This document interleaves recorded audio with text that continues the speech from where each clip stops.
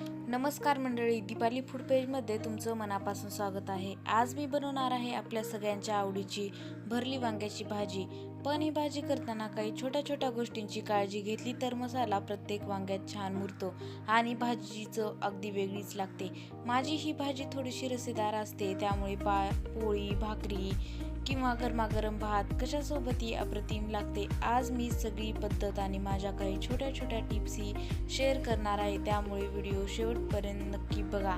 चला तर आधी सगळं साहित्य घेतलंय ते बघूया।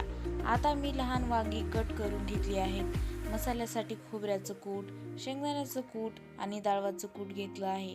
त्याचबरोबर कढीपत्ता, कोथिंबीर आणि लसूण पेस्ट घेतली आहे।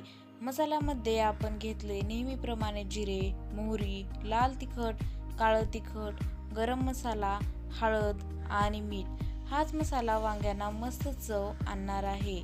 चला तर मग मसाला तयार करून घेऊयात। त्यासाठी मी 1 वाटी शेंगदाण्याचं कूट घेतलं आहे।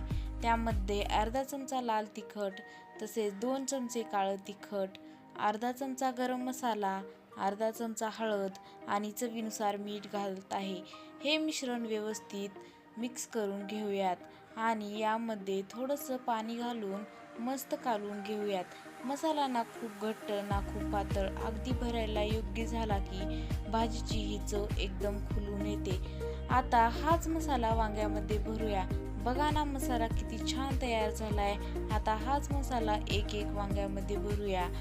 मसाला जितका आतपर्यंत छान भरेल तितकी भाजी शिजल्यानंतर प्रत्येकाला मस्त चव लागेल। सगळ्या वांग्यामध्ये मसाला छान भरून झालेला आहे। चला आता भाजीला फोडणी देऊयात। आधी गॅस चालू करून त्यावरती कढई ठेवली आहे।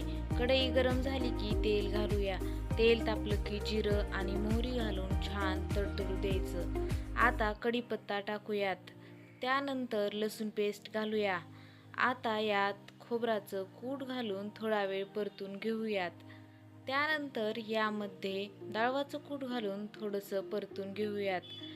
मग यामध्ये 2 चमचे काळं तिखट घालूया, तसेच अर्धा चमचा लाल तिखट, भाजीला चव यावी म्हणून अर्धा चमचा गरम मसाला, त्यानंतर चवीनुसार मीठ आणि भाजीला छान रंग यावा म्हणून अर्धा चमचा हळद घालूया।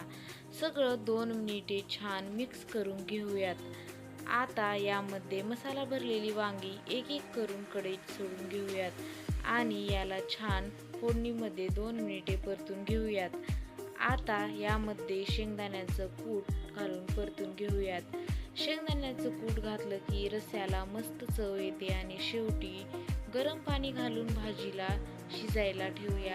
यात नेहमी वांग्याच्या भाजीमध्ये गरम पाण्याचाच वापर करायचा, कारण भाजीला छान रंग आणि चव येते। शेवटी यामध्ये थोडीशी कोथिंबीर घालून भाजी शिजायला ठेवूयात। आता भाजीला मंद आचेवर शिजू देऊया। भरली वांग्याची भाजी घाईघाईत केली की मजा येत नाही। थोडा वेळ दिला की मसाला हळूहळू वांग्यामध्ये मुरतो आणि रस्साही छान तयार होतो। तर बघा, आपली भरली वांग्याची भाजी एकदम छान तयार झाली आहे। मसालाही छान मुरलाय आणि रस्साही मस्त तयार झालाय। आता ही भाजी गरमागरम भाकरी किंवा पोळी सोबत सर्व करा। एकदा करून बघा, चव नक्की आवडेल। रेसिपी कशी वाटली ते कमेंटमध्ये नक्की सांगा। व्हिडिओ आवडला असेल तर लाईक करा, शेअर करा आणि अशाच घरगुती रेसिपीसाठी माझ्या दीपाली फूड चॅनलला सबस्क्राईब करायला विसरू नका। पुन्हा भेटूया एका नवीन रेसिपी सोबत। धन्यवाद।